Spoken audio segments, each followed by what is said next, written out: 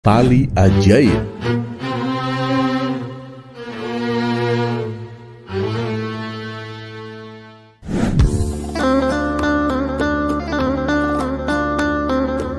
Assalamualaikum warahmatullahi wabarakatuh. Semoga semua kebaikan terlimpah kepada kita semua. Amin ya rabbal alamin. Di suatu pagi yang cerah, Abu Nawas memulai aktivitasnya dengan pergi mencari kayu di hutan. Di tengah perjalanan, ia melihat sosok aneh menyerupai ular. Karena penasaran, ia pun mendekatinya. Setelah diamati dengan seksama, ternyata itu hanyalah sebuah tali dengan panjang kurang lebih 10 meter. Lebih baik aku ambil saja tali ini, barangkali bisa bermanfaat, pikir Abu Nawas. Ternyata apa yang ia pikirkan menjadi kenyataan. Hari itu, Abu Nawas memperoleh kayu yang sangat banyak. Tali yang ia temukan pun digunakan untuk mengikat kayu-kayu tersebut. Wah, tali ini membawa keberuntungan. Untung saja aku yang menemukannya, kata Abu Nawas bahagia. Dan keesokan harinya ia kembali beraktivitas seperti biasa. Dengan membawa tali yang sama, ia berangkat menuju hutan untuk mencari kayu bakar. Saat melintas sebuah permukiman warga, ia melihat ada kerumunan orang yang panik. "Ada apa ini?" tanya Abu Nawas. Salah satu warga menjawab, "Itu Tuan Abu, ada orang tercebur ke sumur. Kami semua bingung bagaimana cara menolongnya." "Oh, soal itu serahkan saja kepadaku. Kebetulan aku membawa tali," balas Abu Nawas. Dan tanpa membuang waktu, Abu Nawas pun segera mengulurkan talinya hingga ke dasar sumur. "Hei kawan, raih tali itu dan ikatkan ke tubuhmu," teriak Abu Nawas.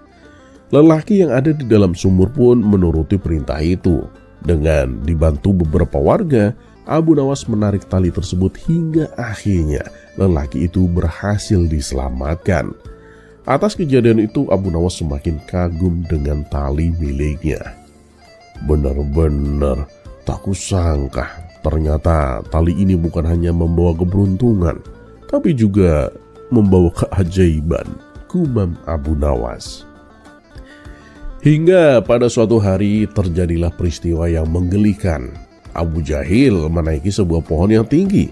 Setelah sampai di atas, ia kebingungan bagaimana cara turunnya. Ia telah mencoba berbagai cara, namun tidak ada yang berhasil.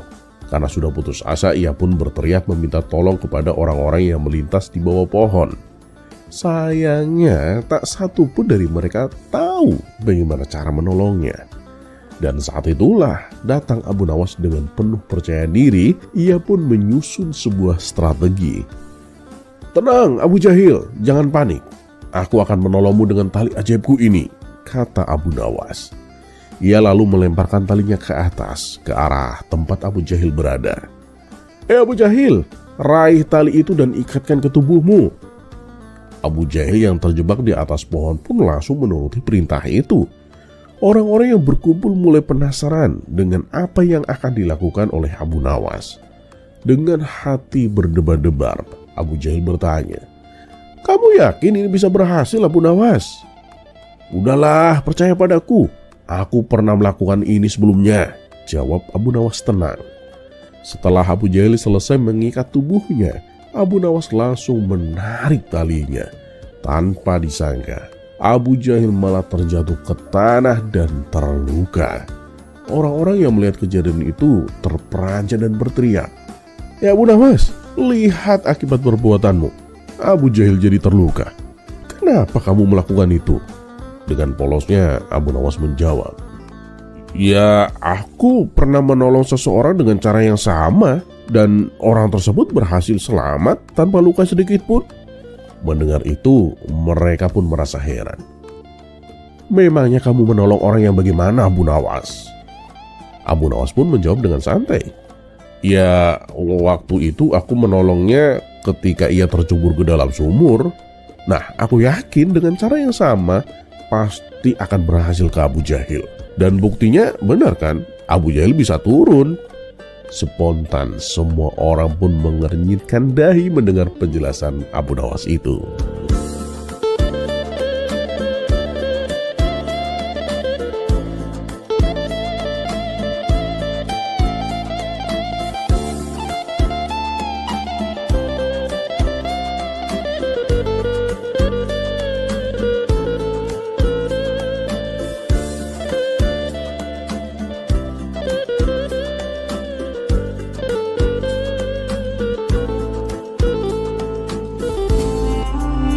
Kisah selanjutnya, membawa api neraka.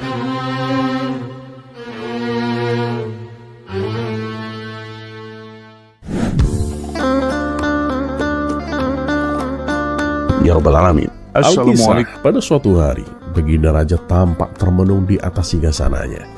Dalam hati ia bertanya-tanya, negeriku ini damai, kekayaannya berlimpah, dan aku memimpin dengan adil. Tapi kenapa rakyatku masih sulit diatur ya? Ia pun berpikir mungkin rakyat perlu diingatkan tentang akhirat. Kemudian Baginda Raja memanggil Abu Nawas untuk dimintai pendapatnya. Wahai Abu Nawas, sepertinya aku harus bertindak tegas untuk menyadarkan rakyatku.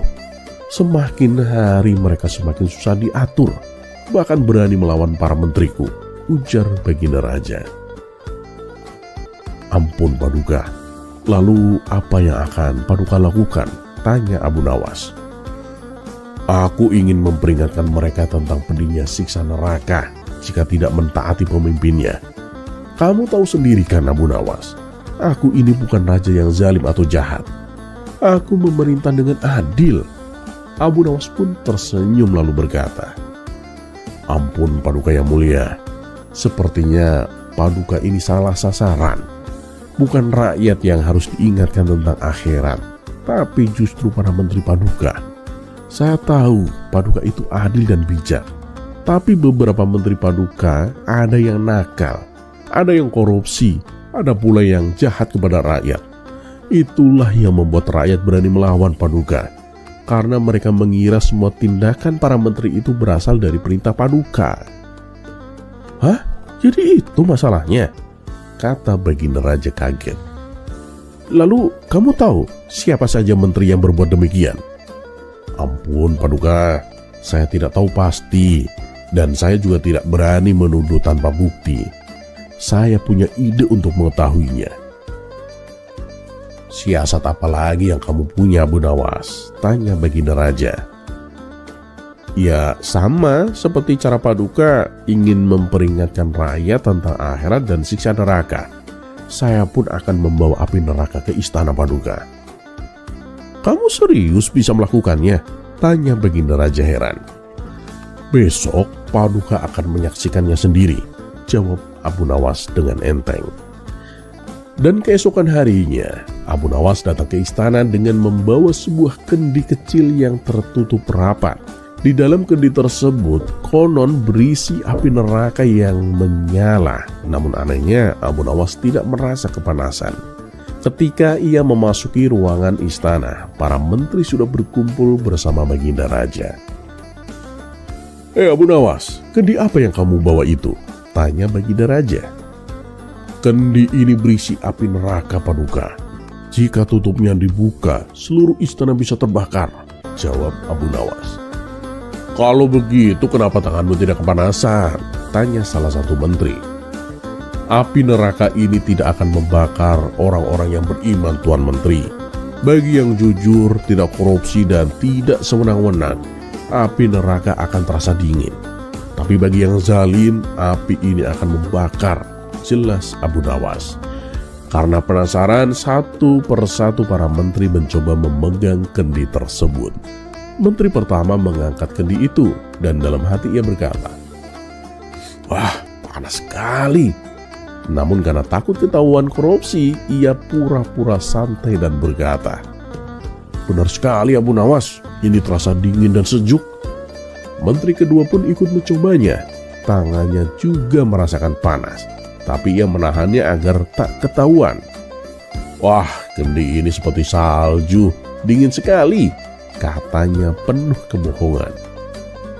Begitu pula menteri-menteri lain yang jahat. Mereka semua berpura-pura tidak merasakan panas. Namun ada beberapa menteri yang jujur, dan mereka dengan jujur mengaku bahwa kendi itu sangat panas. Melihat hal itu, Baginda Raja pun langsung murka. Matanya menatap tajam para menteri yang jujur. Wah, ternyata kalian yang membuat rakyatku menderita. Jangan harap kalian akan selamat. Akan aku hukum dengan berat, ancam Baginda Raja. Para menteri yang jujur pun ketakutan. Sementara para menteri nakal malah tertawa kecil merasa berhasil. Namun tiba-tiba Abu Nawas angkat bicara. "Ampun Paduka yang mulia, jangan hukum mereka. Justru mereka inilah menteri yang jujur Paduka. Nah, adapun yang pura-pura tidak merasakan panas, merekalah yang sebenarnya korupsi Paduka. Mereka ini menahan panas agar dianggap suci dan baik di mata Paduka." Baginda Raja pun terdiam dan bingung. "Tapi kamu sendiri tidak merasa panas Abu Nawas? Bukankah itu aneh?" tanya Baginda Raja curiga.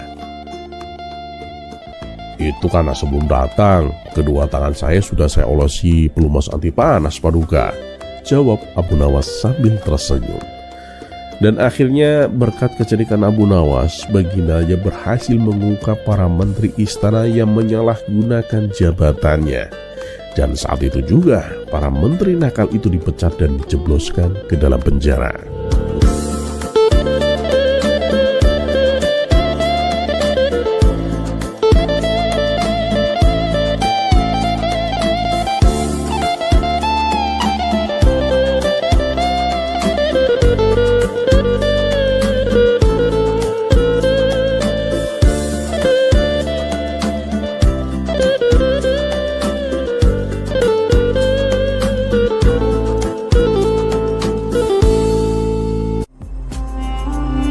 Kisah selanjutnya.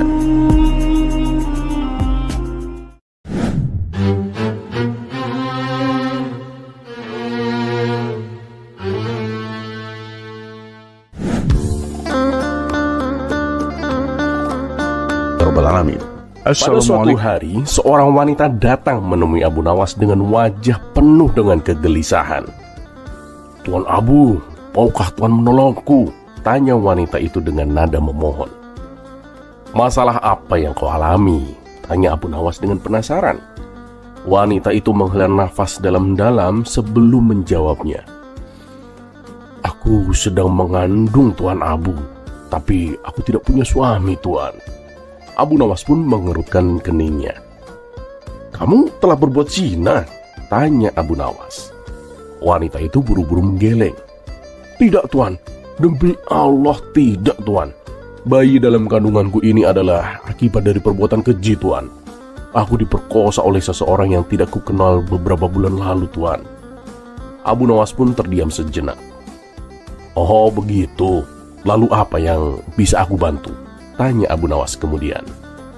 "Aku ingin Tuan Abu berpura-pura menjadi suamiku," kata wanita itu. "Aku malu Tuan, jika orang-orang tahu aku punya anak tanpa suami. Mereka pasti akan menganggapku wanita yang tidak baik Tuan." Merasa kasihan, Abu Nawas pun menyanggupi permintaan tersebut. Dan 3 bulan kemudian tersiar kabar bahwa wanita itu telah melahirkan seorang bayi. Ketika orang-orang bertanya siapa ayahnya, wanita itu dengan yakin menyebut nama Abu Nawas. "Aku sudah menikah dengannya selama 3 bulan ini," aku si wanita.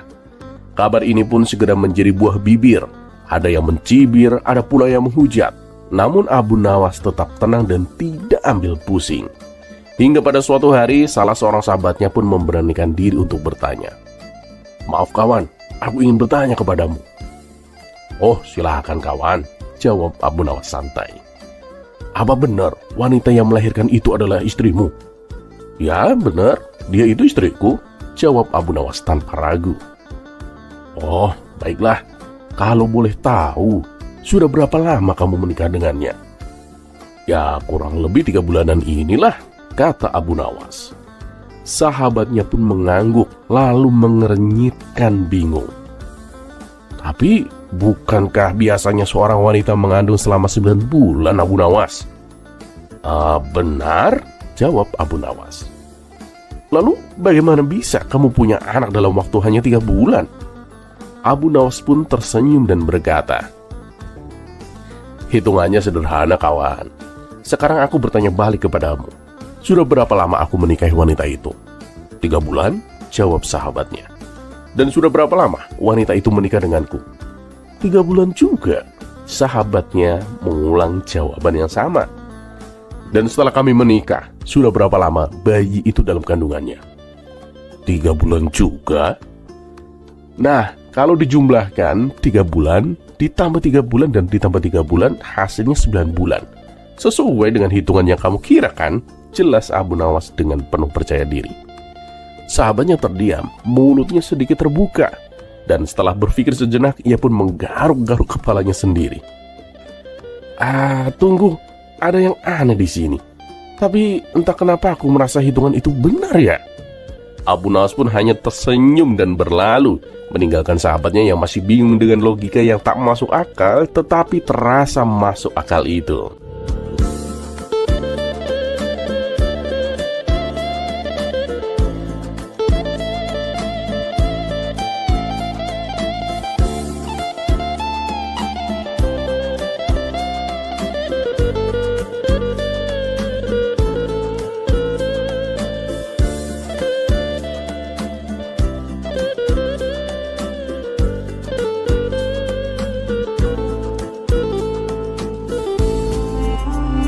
Kisah selanjutnya. Ya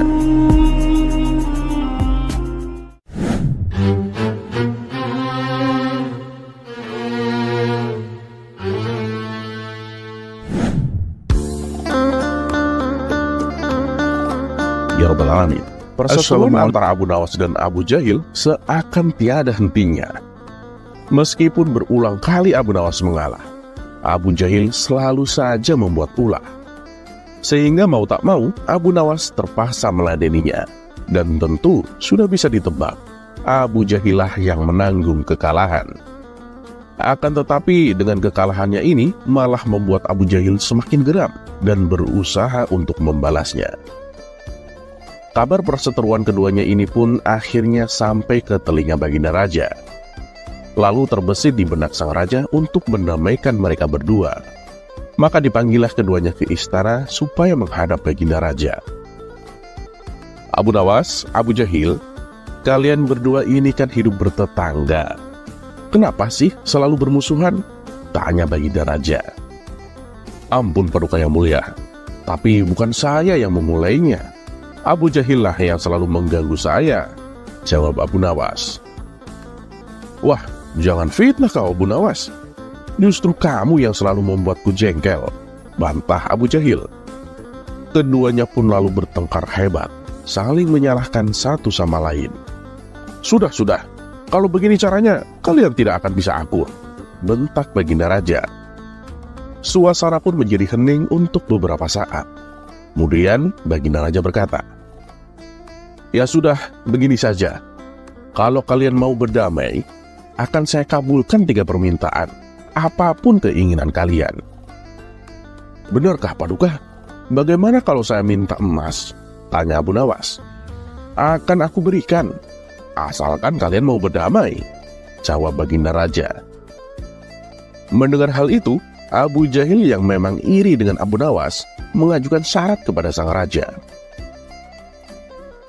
Paduka, saya mau berdamai dengan Abu Nawas, tapi ada syaratnya. Apapun yang Abu Nawas minta, saya harus mendapatkan 2 kali lipatnya, ucap Abu Jahil. Bagaimana Abu Nawas? Kamu setuju? Tanya Baginda Raja.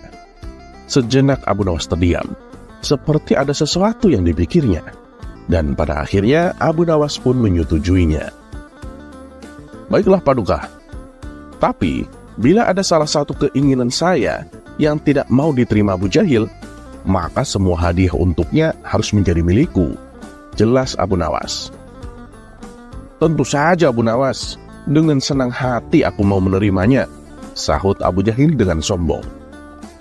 Kemudian Baginda Raja menanyakan apa keinginan pertama Abu Nawas. Saya ingin dibuatkan rumah yang megah Paduka, pinta Abu Nawas. Baginda Raja pun menyanggupinya. Berarti kau Abu Jahil, akan aku buatkan 2 rumah megah untukmu, kata Baginda Raja. Abu Jahil senang bukan kepala mendengarnya. Sekarang apa keinginanmu yang kedua? Tanya Baginda Raja kepada Abu Nawas. Saya ingin mempunyai 1000 keping emas Paduka, jawab Abu Nawas. Baik, saya penuhi permintaanmu. Dan untukmu Abu Jahil, kamu akan mendapatkan 2000 keping emas, kata Baginda Raja.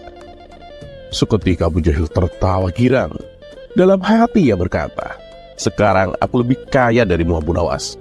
Dan dengan kekayaanku ini, aku bisa menyombongkan diri di hadapanmu," batin Abu Jahil. "Sekarang keinginan yang terakhir. Apa keinginanmu?" tanya Baginda Raja. Tiba-tiba Abu Nawas berjalan ke arah menara istana dan menaiki menara tersebut yang tingginya 5 meter. Setelah berhasil naik ke atas, Abu Nawas pun terjun ke bawah.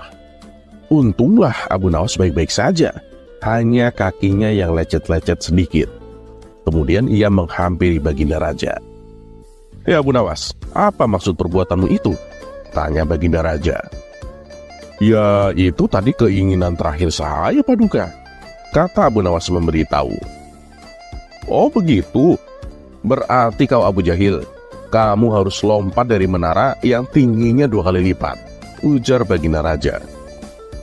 Abu Jahil yang takut dengan ketinggian menolak melakukannya.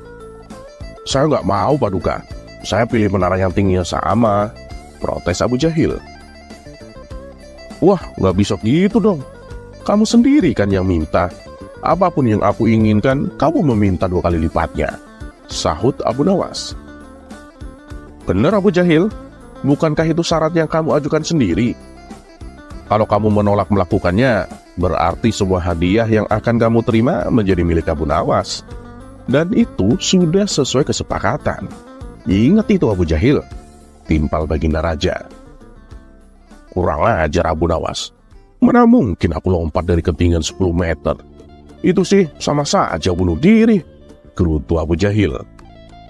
Dan akhirnya, khayalan Abu Jahil menjadi orang kaya menjadi kandas akibat akal cerdik Abu Nawas.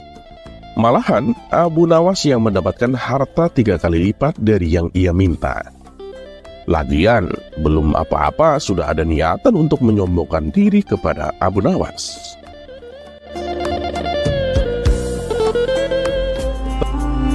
Kisah selanjutnya.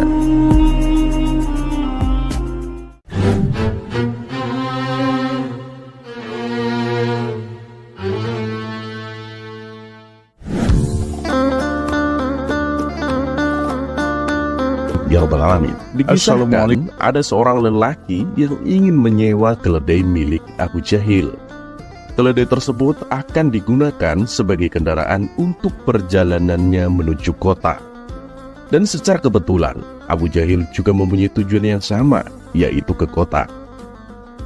"Baiklah kawan, aku sewakan 1 keledai milikku. Aku akan naik keledaiku yang lain aja. Dan sekalian, kita bisa pergi bersama-sama," kata Abu Jahil. "Berapa harga sewanya?" tanya si lelaki. "Ya 5 dinar lah, kurasa itu harga yang wajar," jawab Abu Jahil. Si lelaki pun setuju dan langsung membayarnya. Maka berangkatlah keduanya menuju kota. Di tengah perjalanan, lelaki tersebut mengajak Abu Jahil untuk beristirahat sebentar. Karena saat itu terik sinar matahari sangat panas, si lelaki duduk di bawah naungan keledai yang disewanya. Melihat hal itu, timbul sifat serakah pada diri Abu Jahil. Ia pun lalu memberitahu kepada si lelaki bahwa bayangan keledai yang menaunginya belum termasuk dalam sewa, dan si lelaki harus membayar biaya tambahan untuk itu. Tentu saja si lelaki tak terima dan tak mau membayarnya. Akhirnya terjadilah pertengkaran antara keduanya. Karena tak ada yang mau mengalah, pertengkaran pun semakin memanas. "Ya dah, gini aja, kita selesaikan masalah ini di pengadilan," tantang Abu Jahil. "Ayo, siapa takut?" balas si lelaki.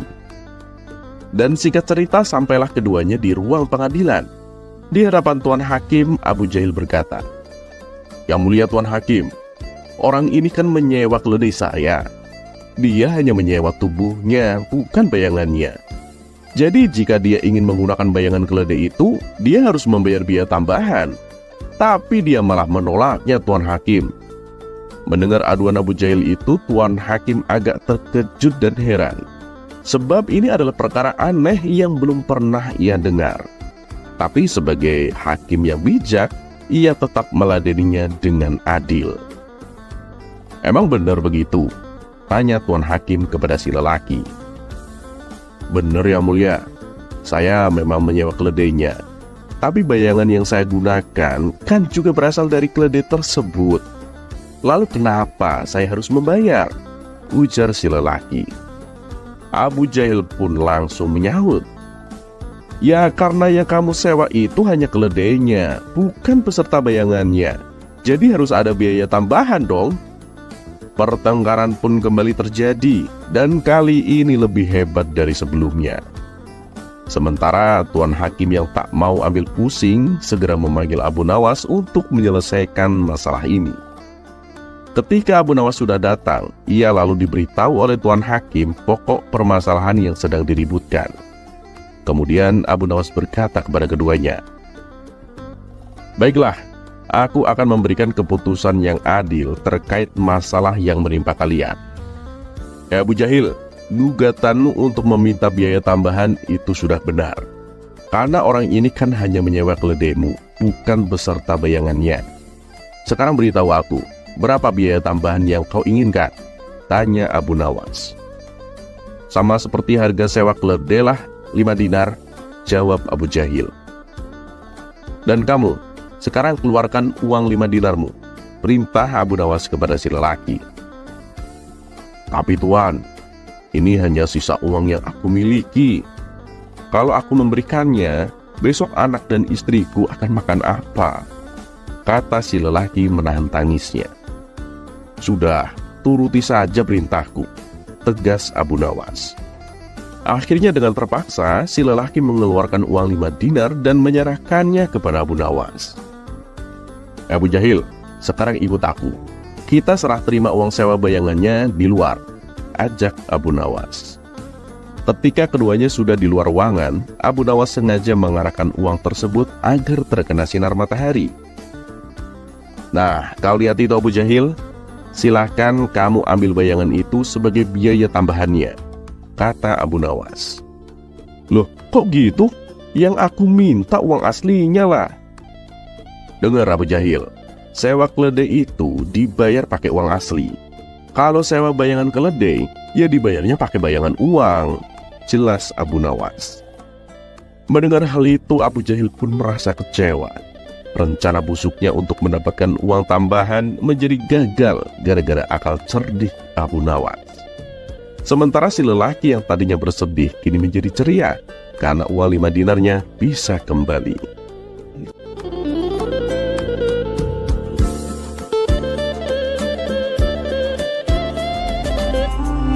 Kisah selanjutnya.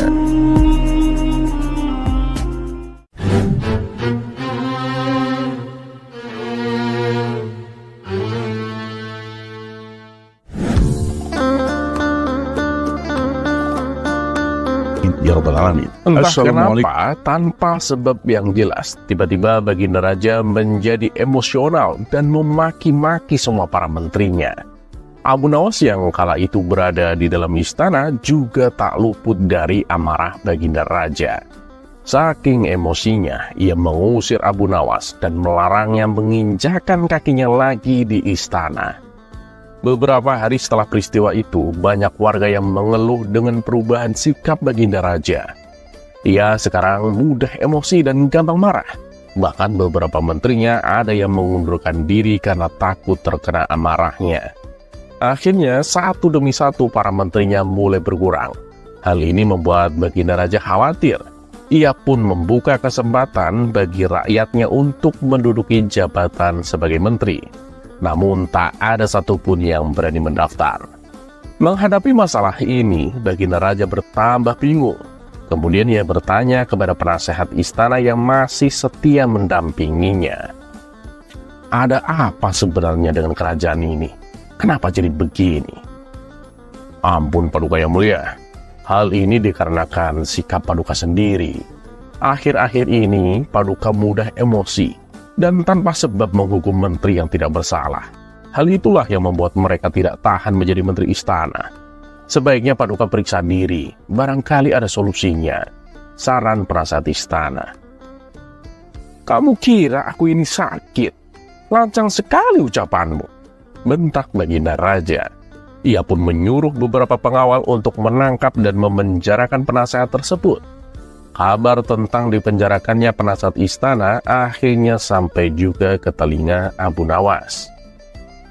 "Bagaimana ini Abu Nawas?" tanya para warga. "Ini udah nggak bisa dibiarin. Harus ada orang yang bisa menyadarkan Baginda Raja," kata warga lainnya.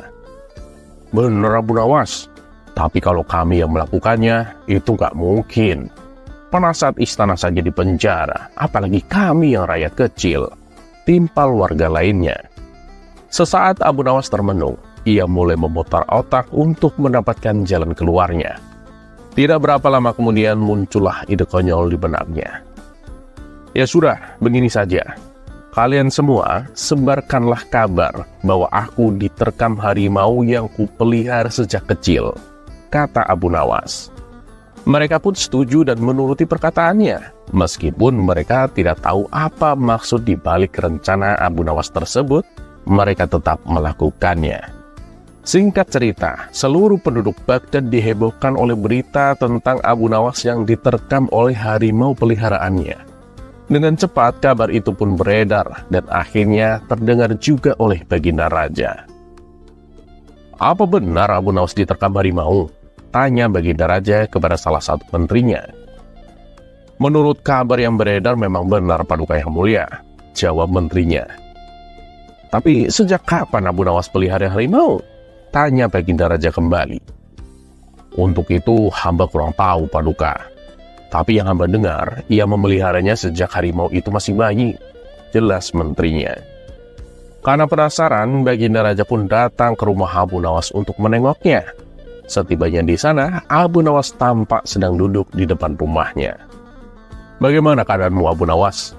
tanya Baginda Raja.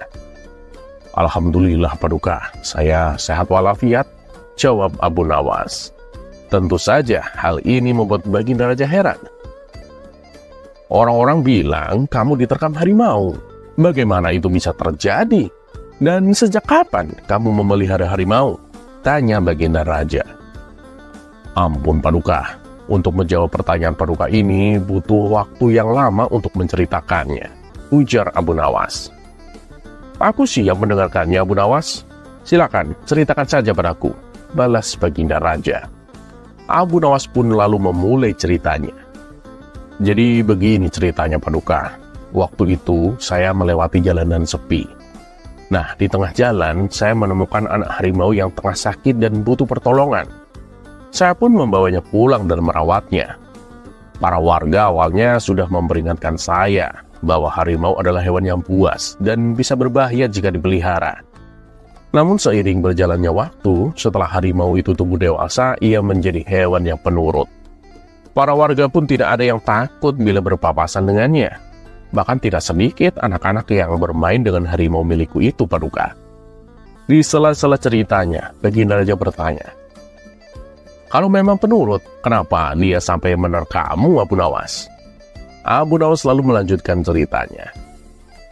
"Jadi kejadian ini berawal ketika aku keluar kota selama 3 hari dan lupa memberinya makan. Dan setelah aku kembali, harimaunya masih berada di dalam kandangnya. Aku pun senang karena dia dalam keadaan baik-baik saja. Tapi ketika aku menghampirinya, tiba-tiba dia menerkamku dan ingin memakanku Paduka. Ternyata kelaparan selama 3 hari itu telah mengeluarkan sifat alaminya sebagai hewan buas. Ia akan menerkam siapa saja ketika ia merasa lapar. Untunglah aku masih bisa selamat Paduka." "Lalu kemana harimau tersebut? Apakah sudah dibunuh atau lari ke hutan?" tanya Baginda Raja. "Saya melepaskannya Paduka dan tak mau lagi memeliharanya. Tapi harimau yang saya ceritakan bukanlah harimau sesungguhnya Paduka. Harimau ini bisa diibaratkan tabiat buruk kita, seperti cepat emosi atau gampang marah. Jika kita terus memeliharanya, suatu saat tabiat buruk tersebut akan memakan kita. Sifat mudah marah dan gampang emosi akan dengan mudah membuat kita celaka. Ya, maka dari itu akan lebih baik jika kita melepaskan tabiat buruk tersebut dan jangan pernah sekalipun untuk memeliharanya." Setelah mendengar penuturan Abu Nawas, Baginda Raja pun tersadar. Ia selama ini telah menjadi orang yang mudah emosi dan gampang marah. Oleh sebab itulah, satu persatu orang-orang di sekitarnya mulai menghindar dan meninggalkan dirinya.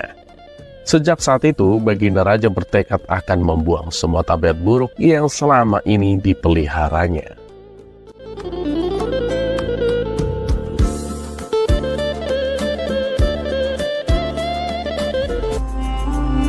Kisah selanjutnya.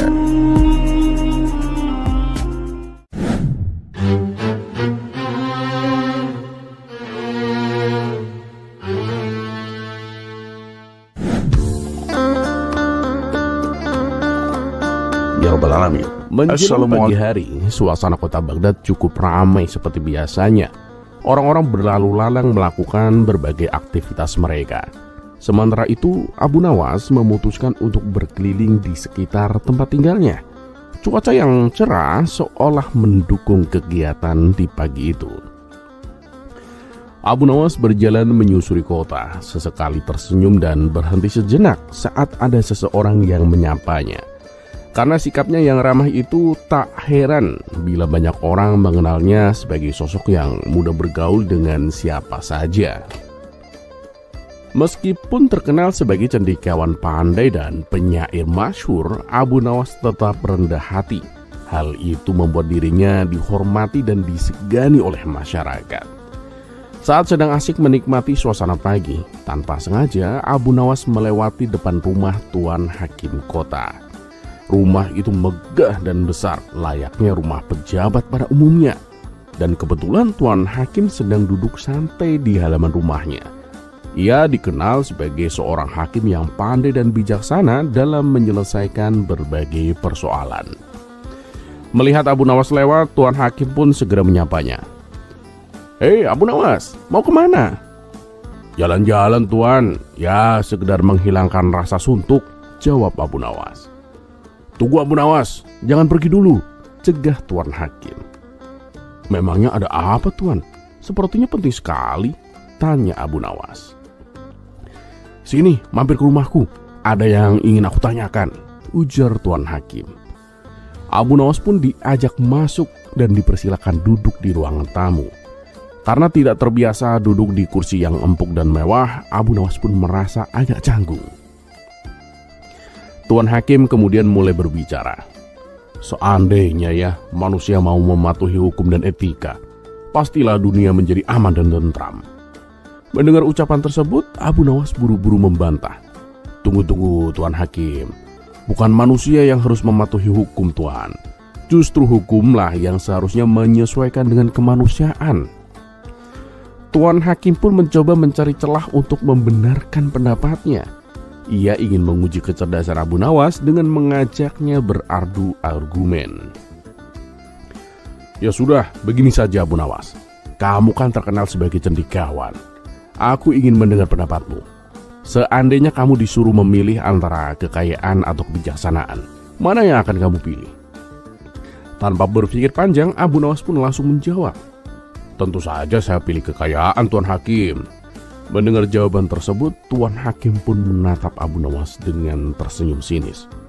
"Sungguh sangat memalukan. Kamu itu kan cendekiawan yang diakui oleh masyarakat. Tapi jawabanmu sama sekali tidak mencerminkan seorang cendekiawan. Kamu lebih memilih kekayaan dibandingkan kebijaksanaan," tutur Tuan Hakim. Namun dengan santainya, Abu Nawas pun balik bertanya, "Kalau Tuan Hakim sendiri, apa yang akan Tuan pilih? Kekayaan atau kebijaksanaan?" "Tentu saja aku akan memilih kebijaksanaan lah," jawab Tuan Hakim tegas. Sesaat Abu Nawas pun menatap Tuan Hakim dengan penuh senyuman. "Nah, terbuktikan semua orang memang akan memilih untuk mendapatkan apa yang belum dimilikinya Tuan," ujar Abu Nawas. Tuan Hakim pun terdiam, tak bisa berkata apa-apa mendengar penuturan Abu Nawas. Memang tidak salah kalau masyarakat menganggap Abu Nawas sebagai cendekiawan yang pintar dan cerdik, gumam Tuan Hakim dalam hati.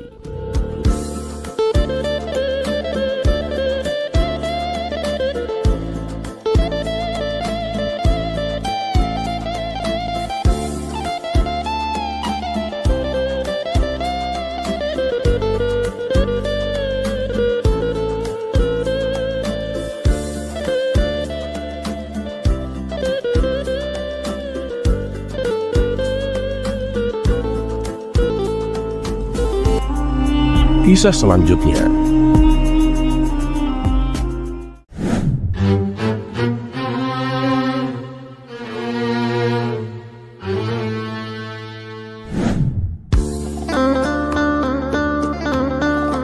Ya Rabbal Alamin. Pada suatu hari, Baginda Raja sedang termenung di atas singgasananya. Ia tampak memikirkan sesuatu yang serius. Kemudian salah satu menteri istana menghampiri dan bertanya kepadanya.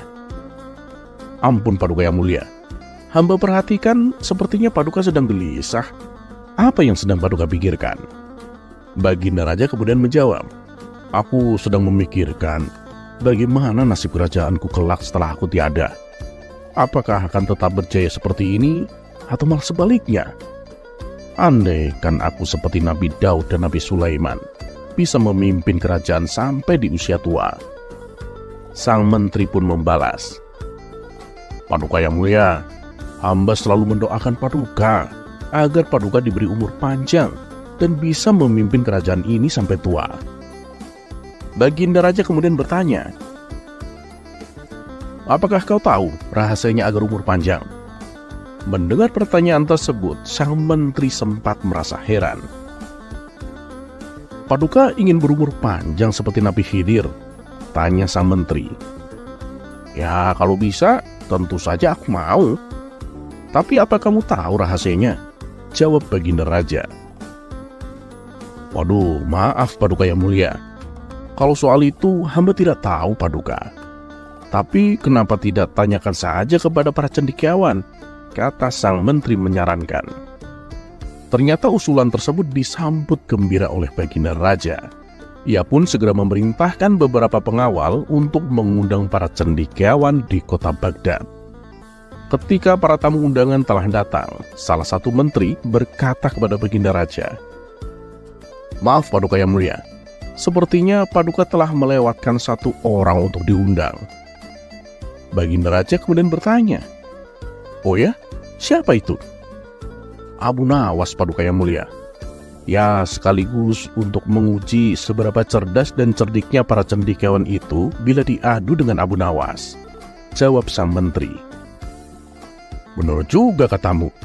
Baiklah, panggil dia kemari secepatnya. Kemudian diundanglah Abu Nawas untuk ikut serta dalam pertemuan tersebut. Dan singkat cerita, setelah semuanya telah berkumpul, Baginda Raja mulai membuka percakapan. Aku ingin dengar pendapat dari kalian masing-masing. Apa rahasianya agar bisa berumur panjang? Tanya Baginda Raja. Cendekiawan pertama menjawab, menurut hamba, Paduka itu harus rajin berolahraga dan mengkonsumsi makanan-makanan yang bergizi. Dengan begitu, bukan hanya umur Paduka yang panjang, tapi tubuh Paduka juga akan selalu sehat dan kuat. Baginda Raja kemudian membalas, aku tidak yakin. Nyatanya banyak orang sehat yang mati di usia muda. Aku rasa pendapatmu itu kurang tepat. Kemudian giliran cendekiawan kedua memberikan pendapatnya. Paduka yang mulia, kalau menurut hamba, Paduka itu harus rajin bersedekah. Karena dengan bersedekah bisa membuat umur menjadi panjang dan menghindarkan Paduka dari penyakit. Kata cendekiawan kedua memberitahu. Ya, itu benar. Tapi ada juga kan orang yang rajin bersedekah kemudian meninggal dunia di usia muda. Jawab Baginda Raja. Itu kan karena sudah takdirnya Paduka. Ajal manusia siapa yang tahu? Ujar cendekiawan coba membela diri. Memang betul. Tapi pada intinya, kan ada juga orang yang rajin bersedekah kemudian meninggal di usia muda. Balas Baginda Raja. Cendekiawan kedua hanya terdiam dan tak mampu membantahnya. Kini, giliran cendekiawan ketiga memberikan pendapatnya. Kalau menurut hamba, cara yang paling tepat adalah menyambung silaturahmi Paduka.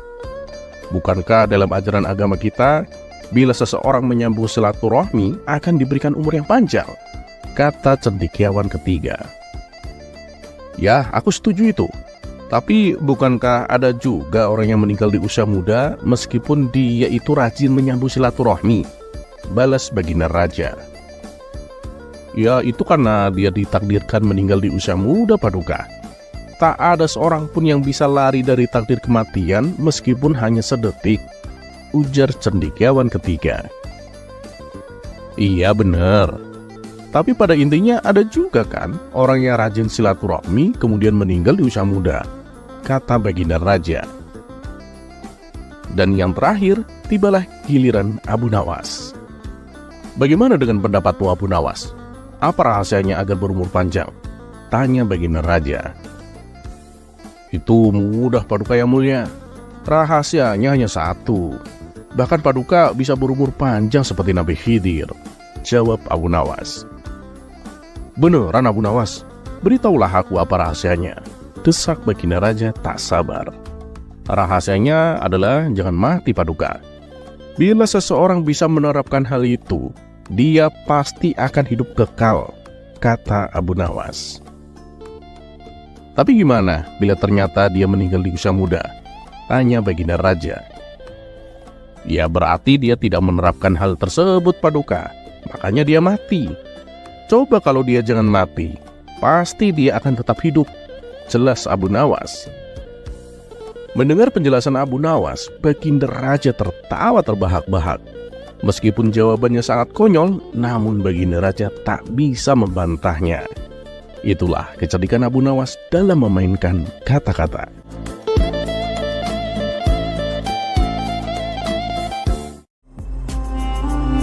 Kisah selanjutnya.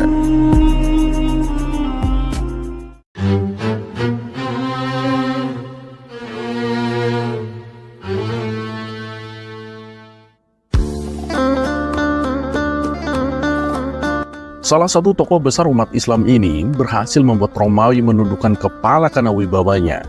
Ia adalah Al-Khalifah Al-Mujahid Harun Ar-Rasyid, seorang laki-laki mulia yang dikaburkan sejarahnya dan dibunuh karakternya oleh orang-orang yang membenci Islam dan kaum muslimin. Ia digambarkan sebagai seorang pemabuk yang gila, laki-laki hidung belang dengan banyak selir, pemimpin kejam dan zalim. Padahal dia adalah khalifah terbaik di Daulah Abbasiyah. Ia seorang mujahid, pemimpin yang perhatian terhadap ilmu dan ulama, dan beberapa keutamaan lainnya. Mungkin inilah yang menyebabkan fitnah itu dihembuskan. Ia digambarkan sebagai pemimpin yang tak bertanggung jawab. Di sampingnya hanya ada khamar dan mabuk. Dibuatlah kisah-kisah palsu dan hikayat-hikayat dusta untuk mendukung fitnah itu. Dinasti Abbasiyah mendapatkan puncak kejayaan ketika Khalifah Harun Ar-Rasyid memimpin pemerintahan pada masa itu. Bahkan ketika masa pemerintahan Khalifah Harun Ar-Rasyid, ilmu pengetahuan di kota Baghdad begitu bisa berkembang pesat. Dinasti Abbasiyah sendiri merupakan dinasti kedua dalam sejarah Islam klasik yang mampu memiliki kekuasaan yang cukup lama, yaitu selama setengah abad, atau kurang lebih sekitar 524 tahun lamanya. Keberadaan daulah ini mampu menggantikan dinasti Islam tertua di dunia, yaitu dinasti Umayyah. Peradaban dan kebudayaan Islam mampu tumbuh dan berkembang bahkan mencapai puncak kejayaan ketika masa pemerintahan dinasti Abbasiyah. Adanya kejayaan yang diraih oleh dinasti Abbasiyah tak lain karena dinasti tersebut lebih fokus terhadap pembinaan peradaban dan kebudayaan Islam daripada melakukan perluasan wilayah. Sedangkan untuk puncak kejayaan yang dialami oleh masa pemerintahan Khalifah Harun Ar-Rasyid adalah pada tahun 786 hingga 803 Masehi. Beliau bernasabkan Harun bin Al-Mahdi Muhammad bin Al-Mansur Abu Ja'far Abdullah bin Muhammad bin Ali bin Abdullah bin Abbas Al-Quraisy Al-Hashimi Al-Abashi. Jadi, beliau adalah seorang Quraisy, satu kabilah dengan Nabi Muhammad SAW, dan keturunan dari paman Nabi, Abbas bin Abdul Muthalib radhiyallahu anhu. Harun Ar-Rasyid dilahirkan pada tahun 148 Hijriah atau 766 Masehi di kota Rai. Kala itu, ayahnya menjadi pemimpin wilayah Rai dan Khurasan. Ibunya adalah Juraisyah Al-Kaisiran, berasal dari Yaman. Harun Ar-Rasyid adalah khalifah kelima dari kekhalifahan Abbasiyah, di mana ayahnya bernama Muhammad Al-Mahdi, khalifah ketiga, dan kakaknya Musa Al-Hadi adalah khalifah yang keempat. Meski berasal dari dinasti Abbasiyah, Harun Ar-Rasyid dikenal dekat dengan keluarga Barmak dari Persia atau Iran. Pada masa mudanya, Harun banyak belajar dari Yahya ibni Khalid al-Barmak. Sejak kecil, Harun ar-Rasyid telah memiliki sifat istimewa seperti pemberani dan kuat. Sifat ini menjadikannya sangat layak sebagai suksesor ayahnya saat ia berusia 20-an tahun. Sebelum dinobatkan sebagai khalifah, Harun ar-Rasyid didaulatkan oleh ayahnya menjadi seorang gubernur di daerah As-Siyafah dan Maghrib. Penobatan tersebut dilakukan dalam waktu yang berbeda, di mana pada tahun 779 Masehi, Harun ar-Rasyid didaulatkan menjadi seorang gubernur di As-Siyafah. Sedangkan di Maghrib, Harun ar-Rasyid didaulatkan sebagai seorang gubernur pada tahun 780 Masehi. Setelah berlangsung 2 tahun menjadi seorang gubernur, sang ayah mengukuhkan Harun ar-Rasyid sebagai seorang putra mahkota untuk menjadi seorang khalifah setelah saudaranya.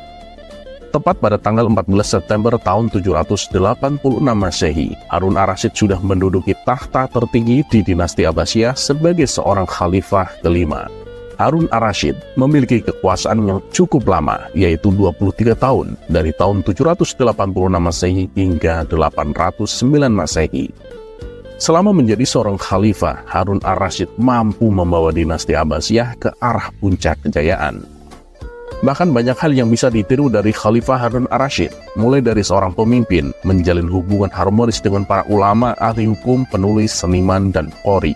Diketahui, semasa pemerintahannya, Harun ar-Rasyid kerap mengundang tokoh informal dan profesional ke dalam istana ketika akan melakukan diskusi, sebagai bentuk upaya penyelesaian berbagai macam masalah yang ada. Ketika Harun ar-Rasyid menjadi seorang khalifah, dirinya memang dikenal selalu menghargai orang di sekitarnya. Hal tersebutlah yang menjadikan masyarakat dari berbagai macam golongan dan status selalu menghormati, mengagumi, serta mencintai Khalifah Harun ar-Rasyid. Bahkan, Harun ar-Rasyid adalah sosok pemimpin yang mengakar serta begitu dekat dengan rakyatnya. Sebagai seorang pemimpin dan muslim yang selalu taat, Harun ar-Rasyid tentunya tak pernah lupa akan kewajibannya untuk selalu beribadah.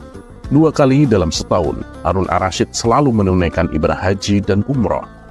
Dalam sejarahnya, tercatat tahun-tahun di mana Harun ar-Rasyid menunaikan ibadah haji. Dari catatannya, Harun ar-Rasyid berhaji pada tahun 170, 173, 174, 175, 176, 177, 178, 179, 181, 186, dan 188 Hijriah. Namun kala itu, Harun ar-Rasyid menunaikan ibadah haji dan umrah dengan cara berjalan kaki dari Baghdad ke Mekah. Ia juga tak pernah lupa untuk selalu mengajak para ulama ketika menunaikan ibadah haji maupun ibadah umroh. Salah satu hal menarik dari sosok Khalifah Harun ar-Rasyid adalah ketika dirinya tak berkesempatan untuk menunaikan ibadah haji, maka ia akan menghajikan sebanyak 300 orang di daerah Baghdad dengan biaya sepenuhnya ditanggung dari istana. Hal tersebutlah juga menjadikan banyak masyarakat Baghdad merasakan akan suasana aman, tentram, dan damai selama masa pemerintahan Harun ar-Rasyid. Selain itu, ia juga dikenal sebagai sosok yang tak mengenal kata kompromi akan korupsi yang bisa merugikan rakyat. Bahkan ketika ia melakukan tindakan korupsi tersebut adalah orang terdekat dan banyak memberikan pengaruh di dalam kehidupannya. Misalnya, seperti tindakan pemecatan serta memenjarakan Yahya bin Khalid, yang ia angkat sebagai Perdana Menteri atau Wazir. Kala itu Harun ar-Rasyid juga melakukan penyitaan dan pengembalian harta Yahya bin Khalid yang bernilai 30,8 juta dinar yang didapatkannya dari hasil korupsi ke kas negara. Dengan begitu, pemerintahan yang dipimpin oleh Khalifah Harun ar-Rasyid selalu terbebas dari adanya korupsi yang bisa menyengsarakan rakyatnya. Jika digambarkan, sosok Harun ar-Rasyid adalah seorang khalifah yang memiliki perawakan tinggi, berkulit putih serta tampan. Pada masa kepemimpinan Khalifah Harun ar-Rasyid, dinasti Abbasiyah mampu menguasai wilayah kekuasaan yang terbentang luas, dari Laut Tengah di sebelah barat hingga ke India sebelah timur. Walaupun pada dasarnya Khalifah Harun ar-Rasyid juga merasa jika menjaga akan keutuhan yang dikuasai olehnya terbilang tidak mudah. Pasalnya ada berbagai macam pemberontakan ketika ia menjadi seorang pemimpin. Pemberontakan yang pernah terjadi pada masa kepemimpinan Khalifah Harun ar-Rasyid adalah seperti pemberontakan Khawarij yang dipimpin oleh Walid bin Tharif pada tahun 794 Masehi. Lalu ada juga pemberontakan Musa al-Kazim pada tahun 799 Masehi, serta pemberontakan yang dilakukan oleh Yahya bin Abdullah bin Taghlib pada tahun 792 Masehi. Salah satu puncak pencapaian yang dapat membuat nama Khalifah Harun ar-Rasyid begitu melegenda adalah perhatiannya terhadap bidang ilmu pengetahuan dan peradaban. Pada masa kepemimpinan Harun ar-Rasyid, banyak penerjemahan karya dari berbagai macam bahasa. Bisa dikatakan, jika masa kepemimpinan Khalifah Harun ar-Rasyid adalah awal kemajuan yang dicapai Islam dengan mengembangkan dunia menggunakan ilmu dan peradaban. Pada era kepemimpinan Harun ar-Rasyid juga berkembang beragam disiplin ilmu pengetahuan dan peradaban yang ditandai adanya Baitul Hikmah atau perpustakaan raksasa yang sekaligus menjadikan pusat kajian ilmu pengetahuan dan peradaban terbesar pada masa itu. Tak hanya itu saja, Khalifah Harun ar-Rasyid juga memberikan perhatian yang begitu besar terhadap perkembangan ilmu keagamaan. Seperti yang dijelaskan sebelumnya, jika Harun ar-Rasyid adalah seorang pemimpin yang begitu terkenal serta dicintai para ulama, Khalifah Harun ar-Rasyid juga merupakan seorang yang begitu mengagungkan serta memuliakan agama dan juga membenci omong kosong maupun perdebatan. Selama masa pemerintahannya, Khalifah Harun ar-Rasyid memberikan perintah untuk membangun perpustakaan di wilayah Abbasiyah. Hal ini dilakukan oleh Khalifah Harun ar-Rasyid agar minat baca seluruh rakyat di Abbasiyah bisa terfasilitasi dengan baik. Dari banyaknya perpustakaan yang dibangun pada masa pemerintahan Khalifah Harun ar-Rasyid, Baitul Hikmah merupakan salah satu perpustakaan yang begitu terkenal. Baitul Hikmah yang bisa juga disebut sebagai rumah kebijaksanaan merupakan perpustakaan serta lembaga pendidikan Islam pertama yang dibangun di kota Baghdad. Fungsi utama dari Baitul Hikmah bukan hanya sebagai perpustakaan saja, namun juga memiliki fungsi sebagai biro penerjemah dan tempat berkumpulnya para intelektual dan cendekiawan dari berbagai kerajaan untuk saling berkumpul. Bisa dibilang, jika keberadaan dari Baitul Hikmah merupakan simbol dari kehidupan manusia yang memiliki tingkat kecerdasan intelektual yang tinggi. Hal ini tak lain karena penguasaan terhadap ilmu pengetahuan bisa memasuki sendi kehidupan manusia yang berada di paling dalam, yaitu ruang akal dan pemikiran, yang juga bisa memberikan efek lebih dasar dari hanya sekedar penguasaan jasmani belaka. Menariknya lagi, Khalifah Harun ar-Rasyid juga menerjemahkan buku pengetahuan dalam bahasa Arab. Adanya gerakan penerjemahan ini adalah salah satu bentuk asimilasi yang terjadi antara bangsa Arab dengan bangsa lainnya yang sebelumnya telah mengalaminya. Tak hanya itu saja, pasalnya dalam masa pemerintahan Khalifah Harun ar-Rasyid, ia juga melakukan banyak pembangunan dengan tujuan untuk kesejahteraan rakyat dan juga untuk memajukan peradaban Islam.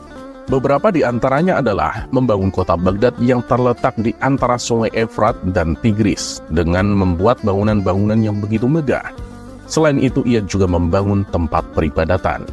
Tak hanya itu saja, pada saat masa pemerintahannya, dirinya juga membangun sarana pendidikan, kesenian, kesehatan, dan juga perdagangan. Ia juga membangun Majelis Al-Muzakarah, yaitu suatu lembaga pengkajian masalah keagamaan yang diselenggarakan di rumah, masjid, maupun istana pada saat itu. Harun ar-Rasyid adalah seorang khalifah yang memerintah selama masa kejayaan Khalifah Abbasiyah. Abu Nawas di sisi lain adalah seorang penyair terkenal yang hidup pada masa yang sama dengan Harun ar-Rasyid. Awal mula pertemuan antara Harun ar-Rasyid dan Abu Nawas tidak terdokumentasikan secara spesifik dalam sejarah. Namun, Abu Nawas dikenal sebagai seorang penyair dan tokoh yang sering berkeliaran di istana khalifah, serta menikmati kebebasan untuk menyampaikan kritik atau sindiran melalui puisi-puisinya. Hubungan antara keduanya diyakini bervariasi, tergantung pada sumber-sumber sejarah yang berbeda. Dalam beberapa cerita, mereka digambarkan memiliki hubungan yang akrab, bahkan sampai kepada pertemanan. Namun dalam beberapa cerita lain, khususnya dalam cerita-cerita hiburan dan legenda, hubungan mereka lebih sering digambarkan dalam konteks interaksi yang penuh tantangan, di mana Abu Nawas seringkali menantang atau menguji kesabaran Harun ar-Rasyid dengan sindiran atau lelucon yang cerdas. Meskipun demikian, baik Harun ar-Rasyid maupun Abu Nawas adalah tokoh penting dalam sejarah dan sastra Arab, dan kisah-kisah tentang hubungan mereka telah menjadi bagian dari warisan budaya yang kaya dalam tradisi Arab. Pada masa pemerintahan Khalifah Harun ar-Rasyid tak selalu berjalan mulus. Salah satunya adalah pemberontakan yang dilakukan oleh Rafi ibni al-Laith al-Samarkand. Pemberontakan tersebut mengakibatkan Khalifah Harun ar-Rasyid terpaksa harus mengungsi ke Khurasan, di mana tindakan tersebut merupakan pertama kalinya bagi Khalifah Harun ar-Rasyid meninggalkan ibu kota pemerintahan untuk melakukan perburuan para pemberontakan. Dalam masa perburuan tersebut, Khalifah Harun ar-Rasyid mengalami sakit hingga akhirnya meninggal pada tahun 809 Masehi. Saat itu usia Khalifah Harun ar-Rasyid masih terbilang cukup muda, yaitu 43 tahun. Dan desa Sanadan di Tus adalah tempat dirinya mengembuskan nafas terakhir. Makam Khalifah Harun ar-Rasyid ada di Dar al-Imarah. Kekhalifahan Abbasiyah dan Daulah Abbasiyah merupakan kekhalifahan Islam yang memiliki masa pemerintahan antara 750 hingga 1258 Masehi. Pendiri dari Daulah Abbasiyah adalah Abdul Abbas Asy-Syaffah, seorang keturunan dari paman Nabi Muhammad SAW. Dinasti tersebut melakukan pemerintahan sebagai khalifah di Baghdad, Irak, dan juga mampu menggulingkan kekhalifahan Umayyah dalam revolusi Abbasiyah pada tahun 750 Masehi. Kekhalifahan ini juga mampu mencapai masa kejayaan pada abad ke-9 hingga abad ke-10, serta begitu terkenal dalam akan jasanya memajukan ilmu pengetahuan. Meski begitu, setelah 5 abad berkuasa, kekuasaan Daulah Abbasiyah pada akhirnya mengalami kemunduran hingga runtuh. Runtuhnya Daulah Abbasiyah tentunya disebabkan oleh beberapa faktor, di antaranya adanya perebutan kekuasaan.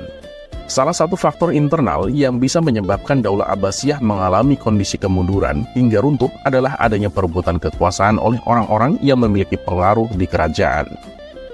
Hal ini tak lain disebabkan oleh kondisi pemimpin Daulah Abbasiyah yang dinilai kurang tegas sehingga membuat jalan bagi Mamluk atau tentara budak dan Bani Buwai untuk melakukan pemberontakan terkait dengan perebutan kekuasaan.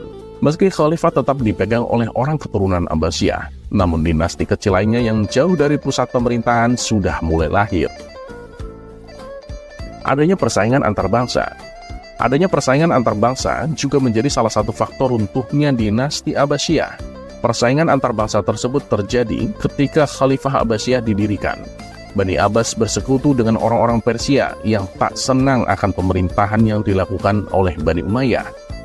Akan tetapi dalam prosesnya, orang Persia memang tidak begitu puas dengan pemerintahan yang dilakukan oleh Abbasiyah, serta ingin memiliki dinasti sendiri dengan pejabat yang berasal dari bangsanya sendiri. Pada waktu yang sama, bangsa Arab memiliki anggapan jika mereka lebih istimewa, dan juga memiliki pemikiran menganggap rendah bangsa non-Arab. Oleh karena itu, muncullah dinasti lain yang ingin melepaskan diri dari kekuasaan Baghdad, seperti bangsa Persia, Turki, dan Kurdi. Adanya kemerosotan ekonomi. Walaupun dinasti Abbasiyah pernah memiliki kejayaan, namun adanya kondisi pengeluaran yang terus meningkat dengan pemasukan yang terus menurun adalah salah satu penyebab dinasti Abbasiyah menjadi runtuh. Salah satu penyebab adanya peningkatan pengeluaran tak lain karena gaya hidup para khalifah serta pejabatnya yang begitu mewah. Tak hanya itu saja, perang salib yang berlangsung selama beberapa periode tak hanya memakan banyak korban, namun juga mampu menimbulkan kerugian materi besar bagi dinasti Abbasiyah. Adanya serangan dari bangsa Mongol.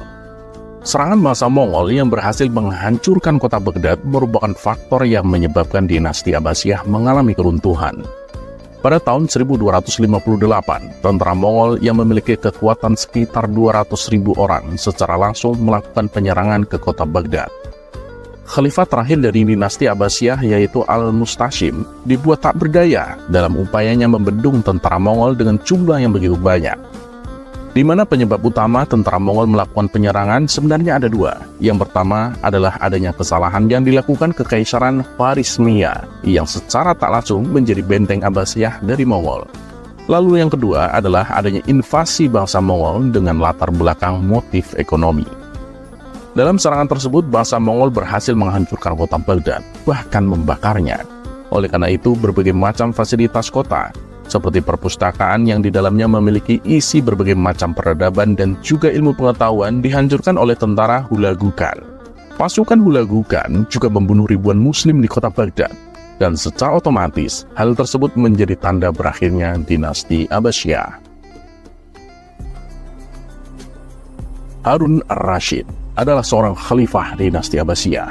Ia juga dikenal sebagai sosok pemimpin yang baik hati, serta begitu perhatian bagi para masyarakatnya. Bahkan ketika dirinya tak bisa menunaikan ibadah haji, ia menggantikannya dengan memberangkatkan 300 orang Baghdad untuk berangkat menunaikan ibadah haji dengan biaya yang ditanggung penuh oleh kerajaan. Selain itu, dalam masa pemerintahannya, Khalifah Harun ar-Rasyid juga mendirikan bangunan penting seperti perpustakaan. Salah satu perpustakaan yang paling terkenal pada masa Khalifah Harun ar-Rasyid adalah Baitul Hikmah, atau bisa juga disebut sebagai rumah kebijaksanaan. Baitul Hikmah tak hanya digunakan sebagai perpustakaan saja, namun juga bisa digunakan untuk berkumpulnya para intelektual dan cendekiawan dari berbagai kerajaan. Selain itu, Khalifah Harun ar-Rasyid juga menerjemahkan buku pengetahuan dari berbagai bahasa ke dalam bahasa Arab. Khalifah Harun ar-Rasyid tutup usia pada tanggal 24 Maret 809 Masehi pada usia 43 tahun. Meski begitu, sampai saat ini nama Harun ar-Rasyid masih terus melegenda. Bahkan nama Harun ar-Rasyid juga diabadikan sebagai salah satu tokoh yang ada di dalam kitab 1001 Malam. Dari kisah Khalifah Harun ar-Rasyid bisa menunjukkan jika sosok pemimpin yang baik akan selalu dikenang sepanjang masa.